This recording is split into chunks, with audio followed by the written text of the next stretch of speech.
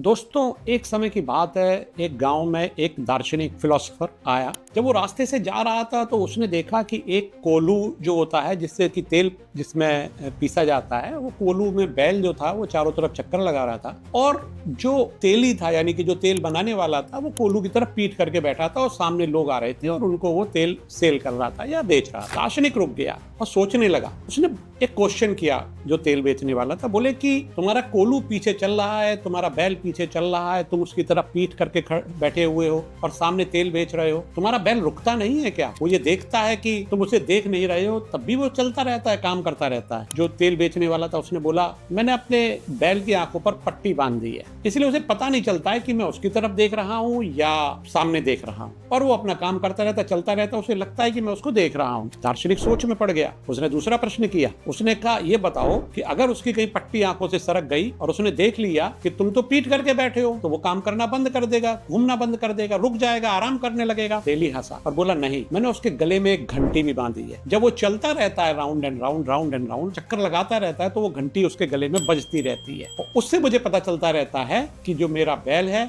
वो चल रहा है। दार्शनिक फिर सोच में पड़ गया। बोला, ये क्या? सोचने के बाद बोला, अच्छा एक बात और बताओ, अगर तुम्हारे बैल को ये बात पता चल जाती है कि तुमने उसके गले में घंटी बांधी और घंटी की आवाज से तुम उसको चिन्हित कर रहे हो और पता लगा रहे हो वो चल रहा है कि नहीं चल रहा है, और वो खड़ा हो गया, और खड़ा होने के बाद एक ही जगह पर अगर सर घुमाने लगा, घंटी भी बजती रहेगी, तब तुम्हें कैसे पता चलेगा बैल काम नहीं कर रहा है? तेली गुस्सा आया जोर से। बोला, धीरे बोलो, अगर मेरे बैल ने कहीं ये सुन लिया तो वो उसको फॉलो करने लगेगा, वो बदल जाएगा, वो मेरी मंशा समझ जाएगा, विद्रोह कर देगा, मेरा काम खराब हो जाएगा। दोस्तों, भारतीय राजनीति में, और ये मैं कहूं कि समाज में, ये सबसे बड़ी प्रॉब्लम, जो भी जनता है वो बैल की भांति चले जा रही है, फॉलो किए जा रही है। भारतीय राजनीति में कोई कास्ट के नाम पे वोट देता है, कोई धर्म के नाम पे वोट देता है, कोई मंदिर के नाम पर वोट देता है, कोई मस्जिद के नाम पर वोट देता है, कोई गुरुद्वारे के नाम पर वोट देता है। उनके अपने अपने पैरामीटर हैं। और अगर कोई जनता को सही बात बताने आता है कि हमें रोजगार के लिए काम करना चाहिए, हमें पलायन को रोकना चाहिए, हमें शिक्षा को बढ़ाना चाहिए, जनता उसको नकार दे। यहाँ पर स्थिति वही है कि जो राजनेता है वो तेली का रोल कर रहे हैं, जो पीठ करके बैल की तरफ आराम से बैठे हुए अपना काम कर रहे हैं, और जनता की स्थिति उस बैल की तरह है जिसकी आंखों पर पट्टी बंधी हुई है, जिसके गले में घंटी है, और वो घूमती जा रही है, घूमती जा रही है। 5 साल इस पार्टी को, 5 साल उस पार्टी को, 5 साल इस पार्टी को। और कभी अगर कोई एक नेता प्रशांत किशोर जैसा आता है और कहता है कि वोट देना है तो अपने बच्चों के लिए वोट दीजिए, शिक्षा के लिए वोट दीजिए, पलायन रोकने के लिए वोट दीजिए, रोजगार के लिए वोट दीजिए, तो जनता उसको मात्र 3% वोट दे करके साइड में कर देती, पूरी की पूरी 243 में से 43 सीटें हरा देती है। मैं जन स्वराज पार्टी का कोई भी सदस्य, सक्रिय सदस्य नहीं हूं, मेरा कोई भी उनसे वास्ता नहीं है। पर हाँ, मैंने देखा पहली बार एक ऐसी पार्टी आई जिसने शिक्षा के नाम पर वोट मांगा, जिसने बच्चों के नाम पर वोट मांगा, जिसने पलायनवाद को रोकने के लिए वोट मांगा, और उसका क्या हश्र हुआ आप सभी के सामने है। हमें सोचना पड़ेगा कि एक डेमोक्रेसी तभी सर्वाइव करेगी जब मुद्दे सही होंगे। अगर सही मुद्दों पर वोट नहीं दिया जाएगा तो डेफिनेटली हमारी डेमोक्रेसी सर्वाइव नहीं कर सकती। आज के लिए बस इतना ही। जय हिंद, जय भारत।